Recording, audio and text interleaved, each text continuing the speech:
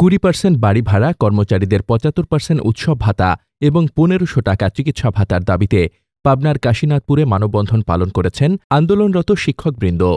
14 October মঙ্গলবার সকালে পাবনার কাশীনাথপুর ফুলবাগান বাসস্ট্যান্ড মোড় গোল চত্বরে বৃহত্তর কাশীনাথপুরের সকল শিক্ষা প্রতিষ্ঠানের শিক্ষকদের 20% বাড়ি ভাড়া, কর্মচারীদের 75% উৎসব ভাতা, 1500 টাকা চিকিৎসা ভাতা এবং আন্দোলনরত শিক্ষকদের ওপর বর্বরোচিত হামলার প্রতিবাদে শান্তিপূর্ণ মানববন্ধন থেকে অনির্দিষ্টকালের কর্মবিরতির ঘোষণা দেন শিক্ষকরা।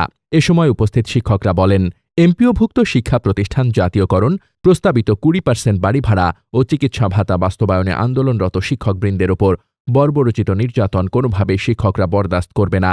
যারা শিক্ষকদের ওপর বর্বর নির্যাতন চালিয়েছে তাদেরকে আইনের আওতায় এনে দৃষ্টান্তমূলক শাস্তি নিশ্চিত করতে হবে এবং শিক্ষকদের সকল ন্যায্য দাবি মানতে হবে, নইলে আমরা আরও কঠোর আন্দোলনে নামতে বাধ্য হব। পাবনা থেকে শরীফুল ইসলামের পাঠানো তথ্যচিত্রের ডেস্ক রিপোর্ট। আজকের এই মানববন্ধন এবং আমরা জানাই সেই সন্তানদের যারা আমাদের এই শিক্ষক ভাইদেরকে আহত করেছে। আমরা করিয়ে দেই আমাদের বর্তমান জাতীয়করণ প্রত্যাশিতদের নেতা সদস্য সচিব দেলোয়ার হোসেন আজিজি স্যার যেভাবে শহীদ মিনারে পড়ে আছেন, আমাদেরকে রাজপথে থাকতে হবে। শিক্ষাই জাতির মেরুদণ্ড।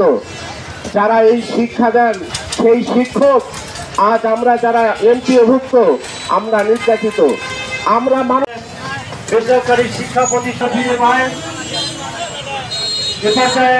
আজকে কিছু বলার জন্য আমি তাদের প্রতি কৃতজ্ঞতা জানিয়ে আমি সংক্ষিপ্ত বক্তব্য। ধন্যবাদ।